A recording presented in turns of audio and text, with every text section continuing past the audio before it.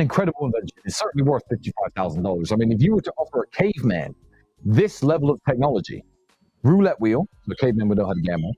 Gambling is haram, don't gamble. But the technology to make fire from your bare hands, the caveman would think it was worth $55,000 or whatever the equivalent currency was at that time. But today, everybody thinks, oh no, you can get plastic lighters. You don't need a $55,000 cigar lighter, but they're wrong. Which brings me on to my first topic of today's cigar evening, which is rich people making stupid and gratuitous purchases. Because many people, since I've purchased that lighter, I've showed it to them, have said either, wow, what a work of art. That's a piece of jewelry in your hands. It's absolutely amazing. What an accessory to go with your fine Cuban cigars.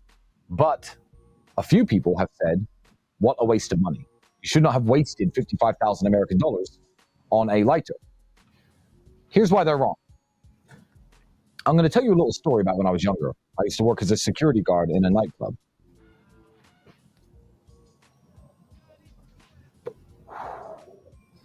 And I used to see rich people, or people with money to waste, go into that nightclub when I was making £100 a day, and they used to spend money on drinks and champagne upwards of 10, 20, 30,000 pounds. You know how people do it in London.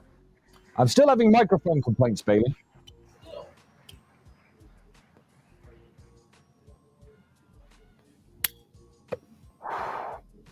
So now as I sit here as a 34-year-old man, everyone's saying shitty audio, fixed mic.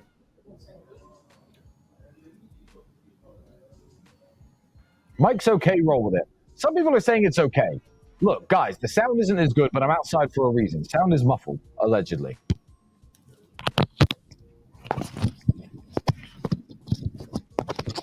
Hopefully that's better. If that's not better, everyone else can kiss my ass.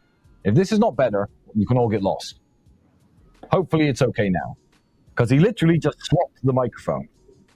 Mike is mid. Okay, if it's mid, get over it. I'm not inside the podcast studio. I'm outside. The wind is blowing. The sun is shining. Planes are flying overhead. If the sound is not perfect, literally get over it. Muffled, fine. Great. They're just spamming. Fine. And when it comes to rich people making stupidly expensive gratuitous purchases, when I was young, I thought it was stupid. You see, I know there are people at home saying, oh, you know, well, you spent $55,000 on a lighter. That's not okay. I'll tell you why it is okay, and I'll tell you why it makes perfect sense for me. As a young man working in a nightclub for £100 a day, and I saw people spend 20, 30,000 pounds on champagne, I think, oh man, what a waste. Because if I had 30,000 pounds, I'd buy a new bed. My bed was fucked. Oh, I'd upgrade my car. I'd buy some nice clothes. I'd go on a nice vacation. These people are stupid. Really, I was stupid. And the reason I was stupid is because I should have realized that by the time a man has the money where he could spend 30,000 pounds on drinks on a Friday, that his bed isn't broken, his car is perfectly fine, top of the range, he has a nice house, he can go on vacation whenever he likes. So I know that people are going to say that this lighter is a waste, but it's a thing of beauty, it's a work of art, and I like it. And $55,000 to me is not what $55,000 is to most people. And if I like this lighter and I want to light my cigarettes and my cigars with it, then why shouldn't I have it? Because it doesn't make much of a difference to me. If I were to spend $50 on a lighter back when I was broke, people wouldn't think that was necessarily that stupid, but I only used to make about $50 a day working in my fast food jobs, for example. I make more than $55,000 a day. This is less than a day's work. It's fine. So I like this lighter, and that's what the cigar meeting today is about. It's not about the cigar, it's about this lighter, which I'm going to put on display for all of you to look at. I'm going to try and get the gold one if it comes up for sale. There's only 88 of these in the entire world, and this is number 5 of 88. So I'm going to try and get the gold one, but until then, you're going to have to look at this one on my cigar nights. It's absolutely wonderful. Now, another question, which brings me to why I'm sitting here in my garden today, is, oh, you spent $55,000 on a lighter. You could have given that money to charity. Motherfuckers, what's wrong with you?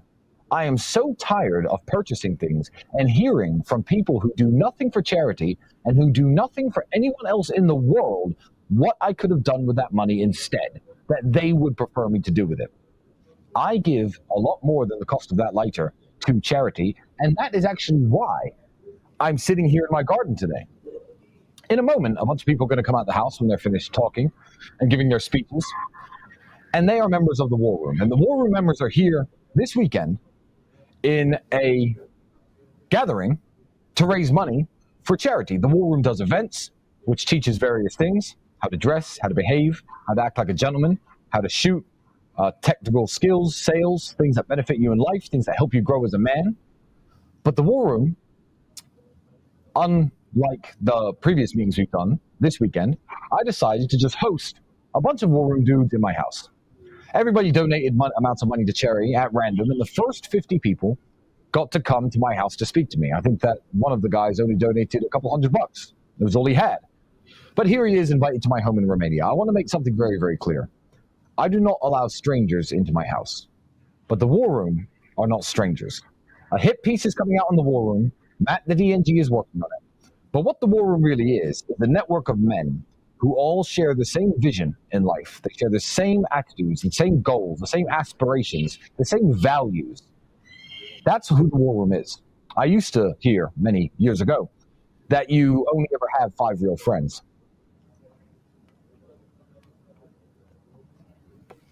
And I believed it. I believed it. I believed that you were very lucky to find 5 real friends ever in your life. And the reason is because the world is not set up to make friends. If you're a man of value and integrity, you have to walk through the world. And by chance, every once in a while, when you meet a new man and meet a new guy, find that he shares the same values as you, and then take the opportunity to speak to him. You're not going to find people like that. So I had very few friends most of my life, and a lot of you will probably find yourself with fewer than 5 real friends right now where you are. I have more than 100 friends, 100 men I could trust with my daughter, with my money, with business. I could let them borrow my cars. That's because these men I met from within the War Room. People ask me questions like, how did you and Justin Waller meet? Everyone loves Justin Waller. He's becoming more prominent on the internet. He's a big voice. And everyone's like, oh, you're friends with Justin Waller. Where did you meet him? Justin Waller joined the War Room, and now he is one of my best friends. And I have many friends, some I can name, some I cannot, who I've made friends because they've joined this organization. So the War Room is absolutely wonderful. Male relationships, platonic male friendships, are something that's lacking in this world today. It's something that the Matrix and the mass media try to belittle. They tried to say isn't important. They tried to make it gay, but it's not. Male companionship and male friendship is one of the most important things in any man's life. And if you lack it, you're not going to have a very happy and fulfilled life. You can have all the women in the world. If you haven't got a friend or brother who's got your back when times get hard, you're going to struggle. So that's what the War Room really is and what the War Room is really about. So they're all here because they donated money to Tate Pledge. I would like you all to go to tatepledge.com because I'm not Mr. Producer. I don't have the ability to spam a bunch of videos here, but I'm sure we will in the next emergency meeting.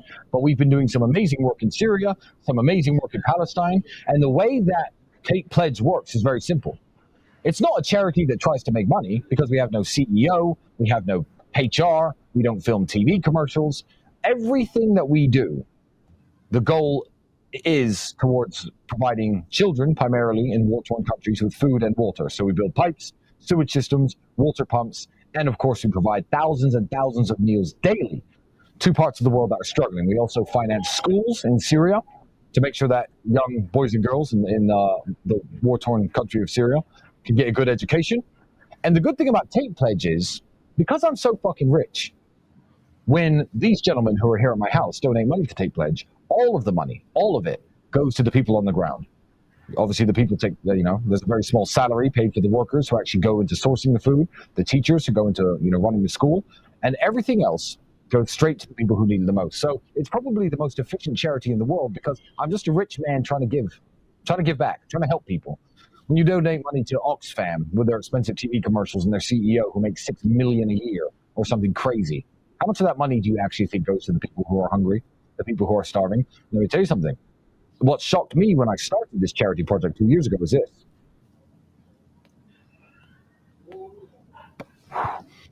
I can't believe how cheap things are in the third world. We're sometimes providing meals, big meals that fill people's stomachs for 40 cents, 30 cents. Sometimes they're $1, sometimes they're $2. But when I think of all the billions with a B, donated to charity since the 1960s and 70s, since Live Aid was a big thing, I think, what the fuck have these charities actually been doing? Because if you give me access to the kind of money that these charities have, no one in the world and no child would ever be hungry ever fucking again. I'm doing my part. It's not perfect, but I'm doing my absolute best. And I'm telling you that things in the third world are exceptionally cheap, and you could do a lot with a little. If you are not selfish, if you're not in it for profit, like me and my brother are. So, all the gentlemen who are about to come out here and start smoking cigars and having drinks and eating great food have raised over $200,000 in one weekend, and all of that goes directly to the Tate Pledge, and that's why you're joining me in my car. So I've had a few topics that I wanted to talk about today, because I get asked a few questions, and there were some that were very, very interesting for the last cigar night that actually didn't take place. So I've covered why I'm here. I've covered why I'm outside.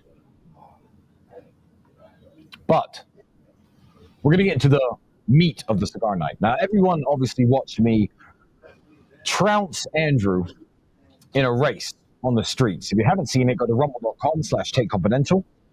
Me and Andrew engaged in a race where he took his $660,000 McLaren 765 LT. There's only about 800 of those in the world.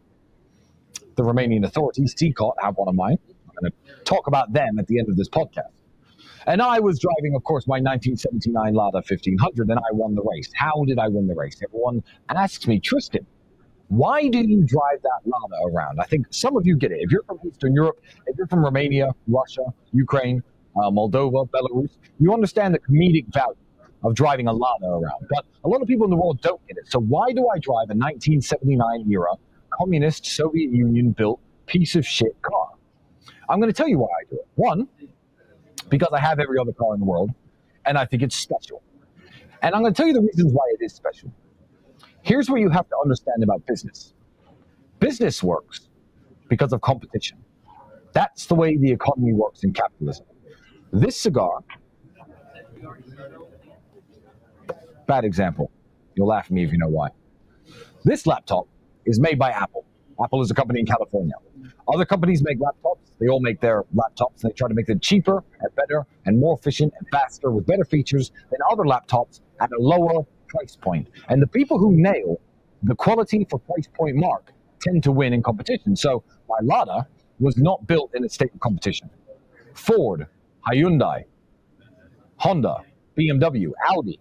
Today in the car market, they're all competing one against each other. McLaren, they want to make a car that's faster, better, the best features, at the lowest possible price point so people can actually afford to buy it. And the companies that are the most successful at this stay in business, sell the most cars, and become the most popular. Where the Lada was built at a very different time, and this is why communism doesn't work. It was built in the Soviet Union. And the Soviet Union worked something like this. Okay, I'm the government who owns everything. There's no private companies. There's no private industry. I am the government. Our people need cars to drive. Propose to me some designs.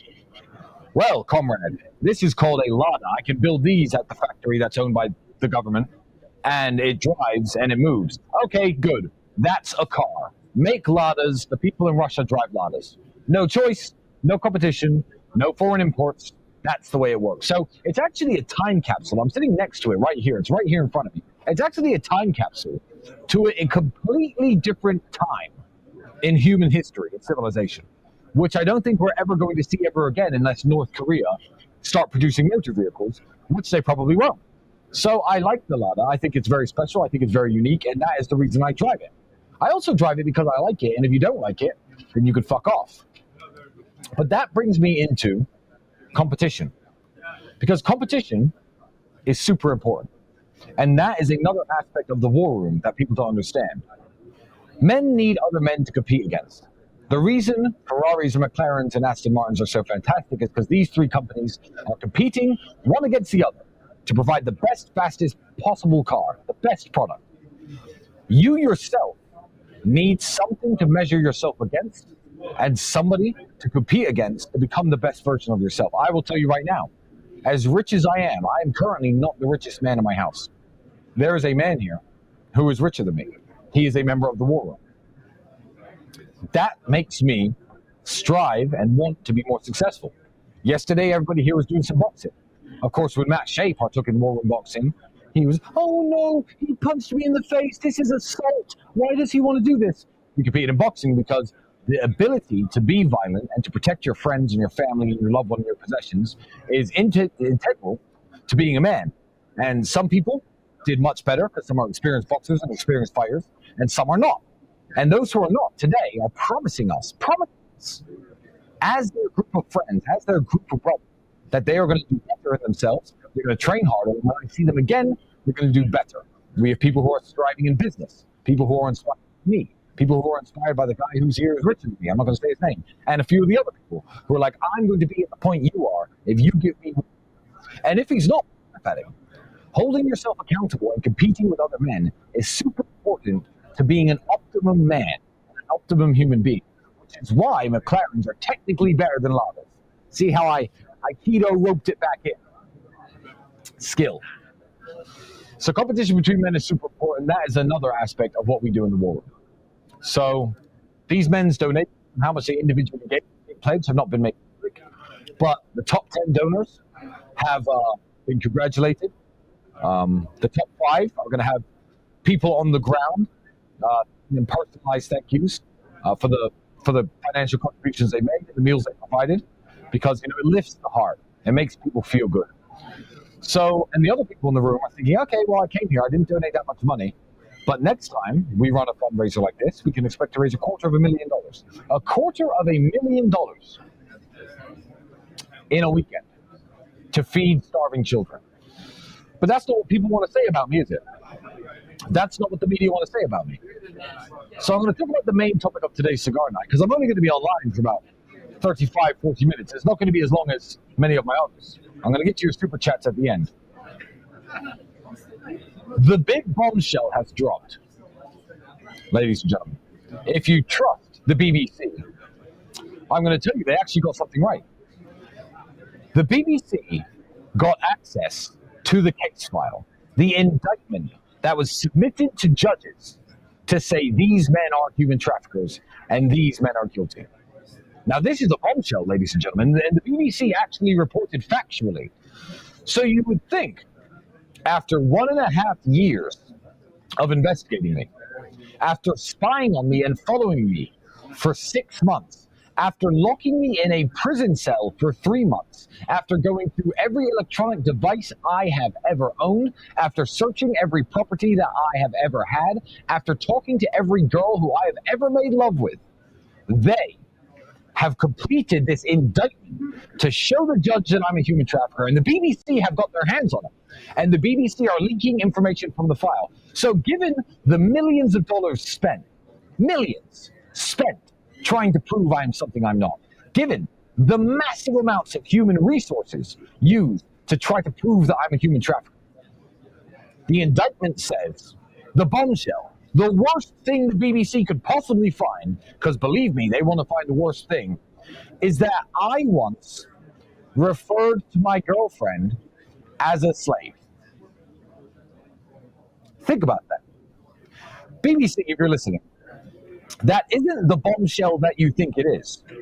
If I were a left-wing political pundit and a social justice warrior and somebody who used virtue signaling like you all do when you cover up pedophiles and sex offenders like Hugh Edwards, if I were like you and you found a message of me saying to my ex-girlfriend, you're my slave, you could probably leak that and get me fired from a job at the BBC. But let me tell you something. I did write that. All of my WhatsApp conversations for my last 4 years were read in fine detail by the authorities to try to prove that I'm a human trafficker, okay? I did in fact write that my ex-girlfriend was my slave. Now, here's the important takeaways from that. Can you imagine what should be in this case file?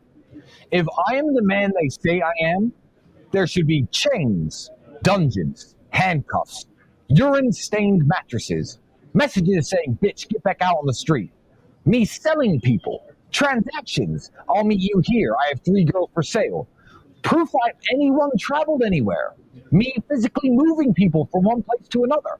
That's what human trafficking is. Why, if the BBC got their hands on the indictment, do they print a story that says I called my ex-girlfriend a slave? Because, ladies and gentlemen, this is the great bombshell. The BBC lined this up for me. That is as bad as the evidence against me gets. which is insane. Because the girl who I called a slave, obviously as a joke, one, did not make a complaint about me, two, is protesting that I'm innocent, three, has told everybody I'm a lovely person, and four, it's not even about the girls who lied and came here. I wasn't even talking about them when I said someone's my slave. So you have to ask yourself a question. Does me once saying on WhatsApp, oh, don't worry, she'll clean the house, she's my slave, does that merit locking me, my brother, and my friends up in a fucking prison for 3 months, subjecting us and our families to the worst forms of physical and psychological torture, locking us in our houses? I haven't been free since December 2022. I'm still not free now. If I leave the city limits of Bucharest, I will be arrested and thrown back in jail because I once said a girl is my slave. I did say that, BBC. You got that right. But you have miscalculated how underwhelming that is as a bombshell after this level of media storm and investigation. Yeah. Let me give you another example while I light my cigar with my $55,000 lighter. If you're one of the investigators, obviously trying to put me in jail, if you're an immoral person, you'll never own one of these.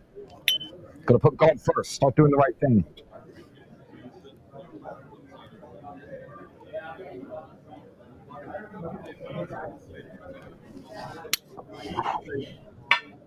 I had a conversation 1 week ago with the mother of my daughter.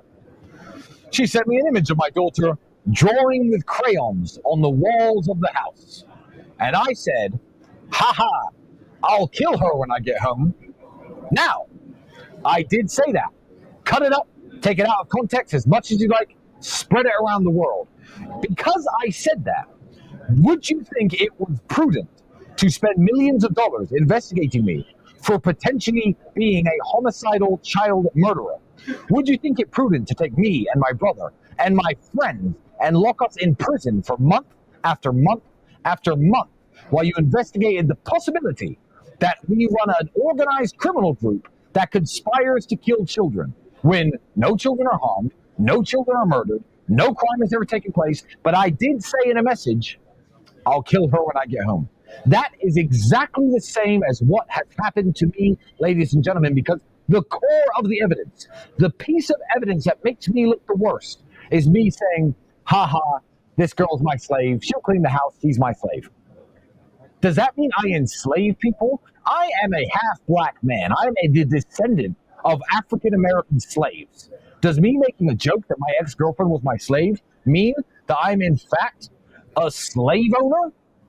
You can make up your own minds, ladies and gentlemen. I encourage all of the affiliates and TikTokers out there to cut this argument up and put it out there, because this is the bombshell that the BBC have dropped.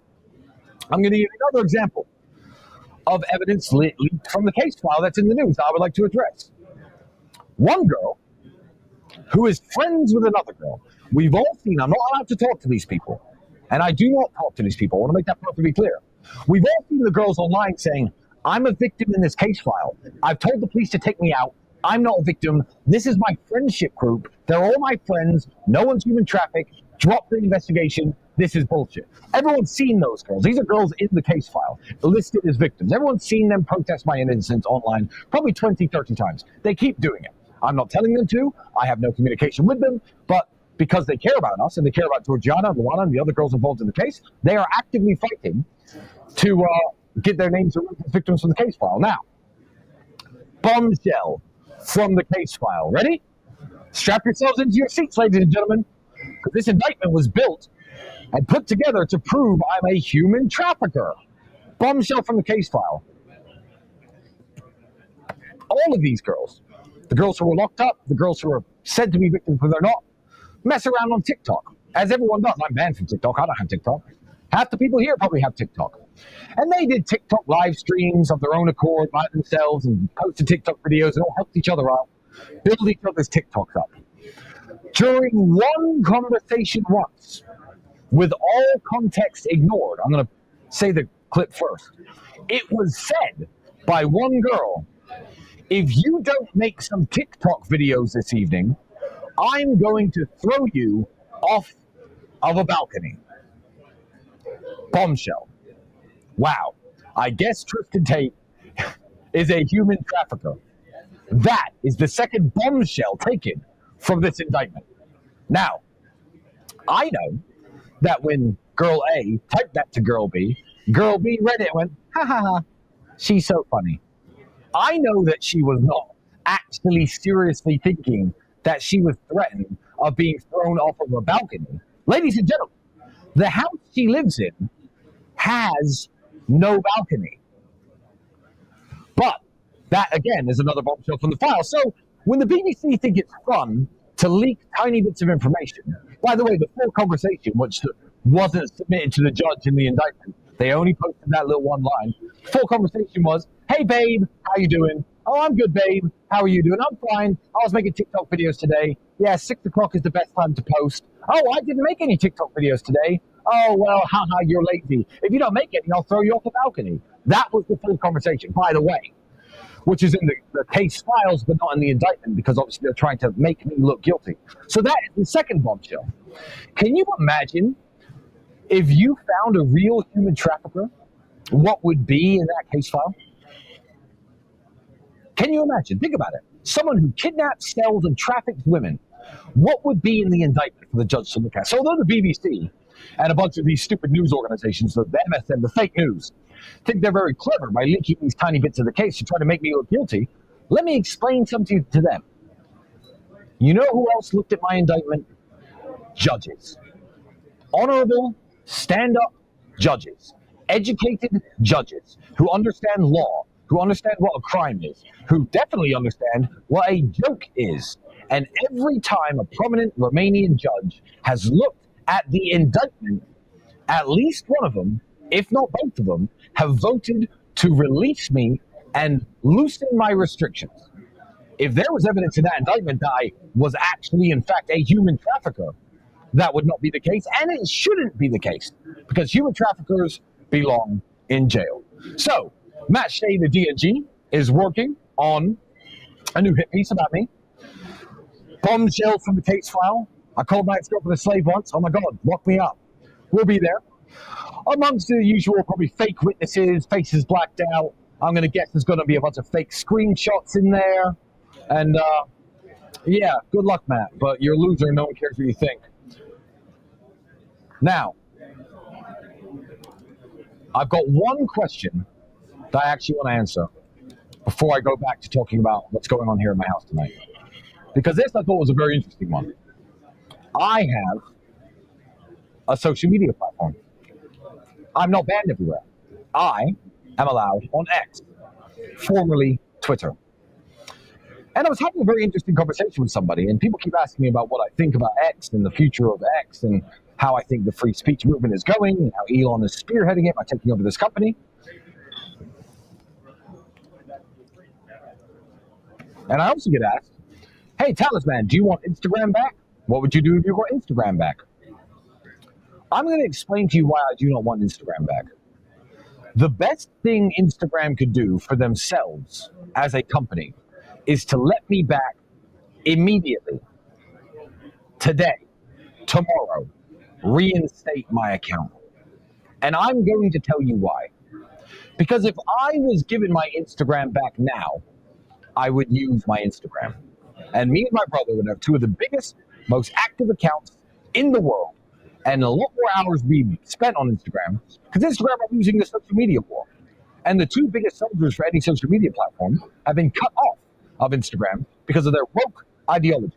The best thing Instagram could do is to allow me back on Instagram immediately. And I'm going to tell you why. Elon Musk is too smart, and Elon Musk is going to bury Instagram.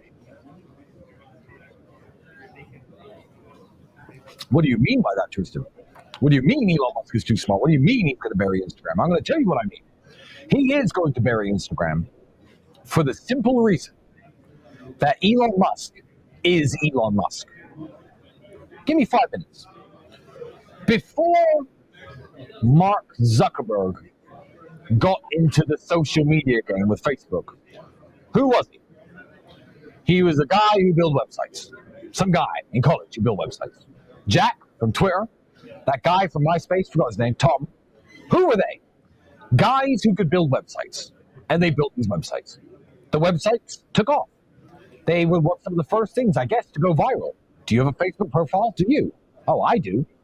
And they spread around the world. These people making billions of dollars in the process. Billions.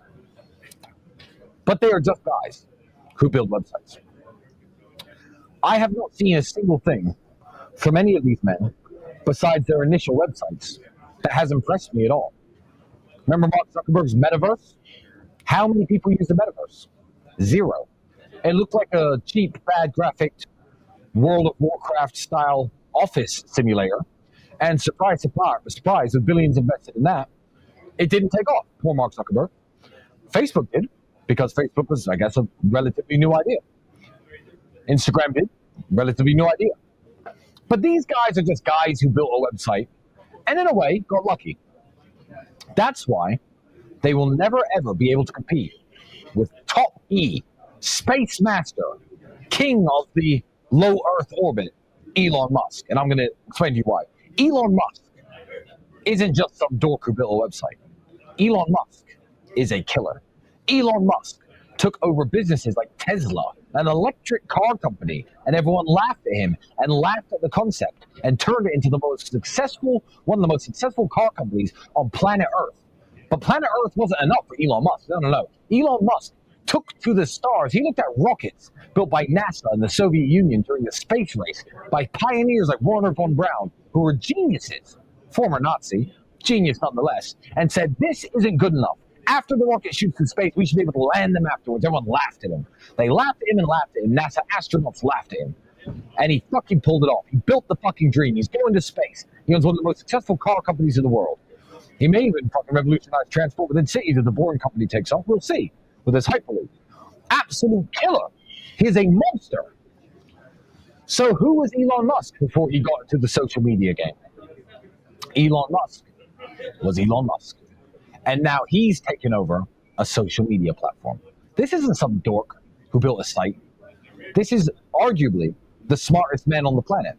Because I believe intellect alone isn't enough. I believe intellect applied proves intelligence. Oh, this kid has an IQ of 170. Great. What have they done? Nothing? Stephen Hawking hated people bragging about their IQ. I don't even know what Elon Musk's IQ is. I imagine it's high enough. But he has applied intellect and become the most successful man on earth.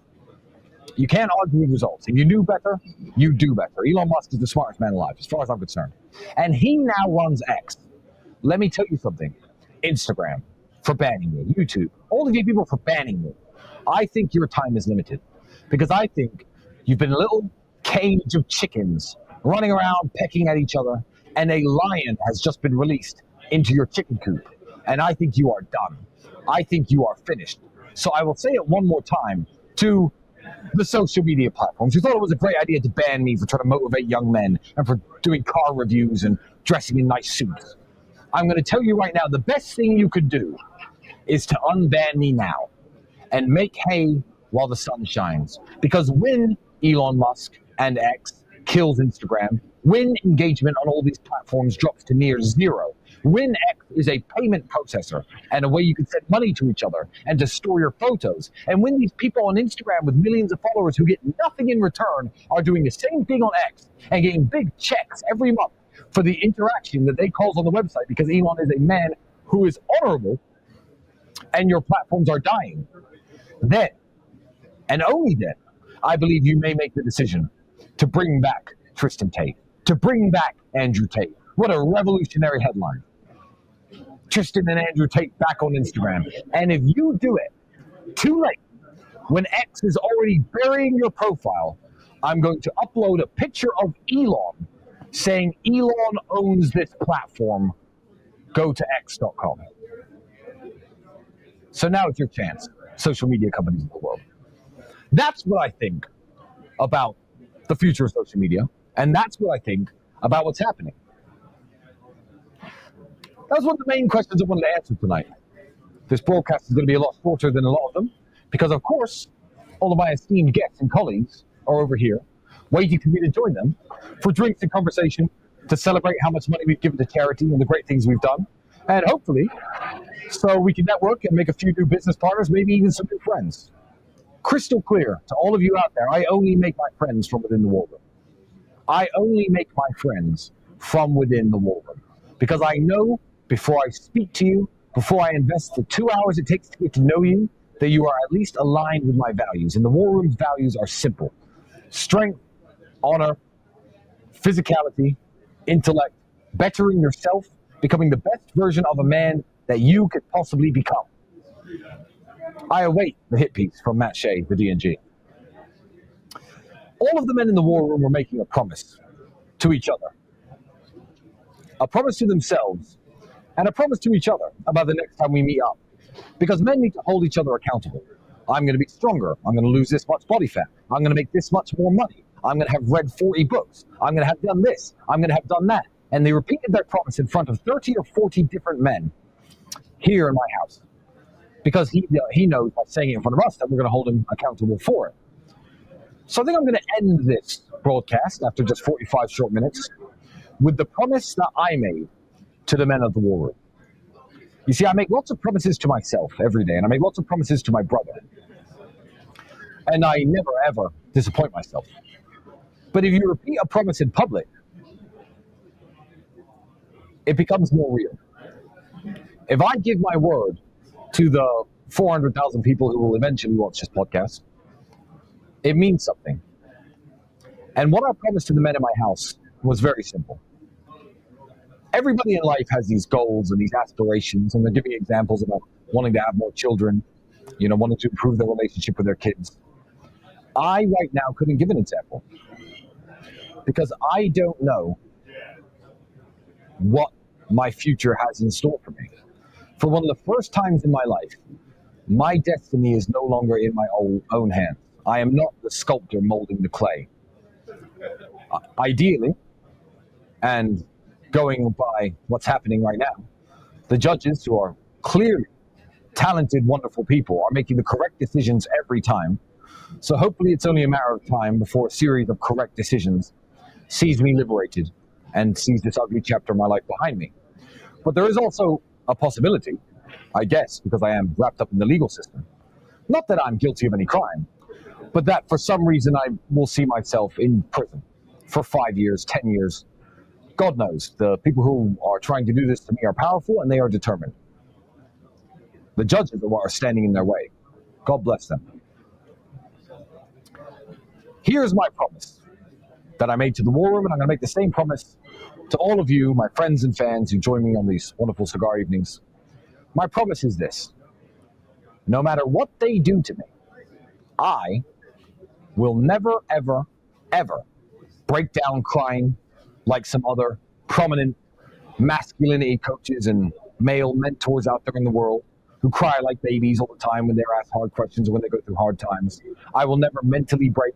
I will never become an alcohol or a drug addict. I will never go to a therapist. I will never say I have depression. I will never apologize for anything I've ever said, and I will never apologize for anything I've ever done, because the Lord knows I've broken no laws and committed no crimes. I will never apologize for being who I am. I find it very strange that when somebody has a sexual deviation, or they say that they're transgender, they can say, I was born this way, and they instantly get let off the hook for anything wrong they do. I have done nothing wrong. But this is a quote from Ice Cube, actually, in his interview with Tucker Carlson. He said, you know what, I was born this way too. And I feel that. That's who I am. I am Tristan Tate. I will never break down. I will never falter. I will never apologize. I will never stop talking to you. I will never go offline. I will never stop streaming on Rumble. I will never stop posting my opinions on X. I'm going to continue to talk and continue to be me, and I will never, ever, ever let them mentally break me or let them mentally upset me. To the people who are trying to do this to me, you will never, ever, ever get to me. I will go to jail for the rest of my life with my chin held high and a smile on my face, because I know I'm innocent. Most of the world knows I'm innocent, and I know who I am. So that's my promise to the world. You can always count on me. And for all of you out there who send me nice messages all the time saying, I look up to you like a bigger brother, I look up to you like a father, for some of the younger guys, I'm always going to be here for you. They're going to have to kill me to stop.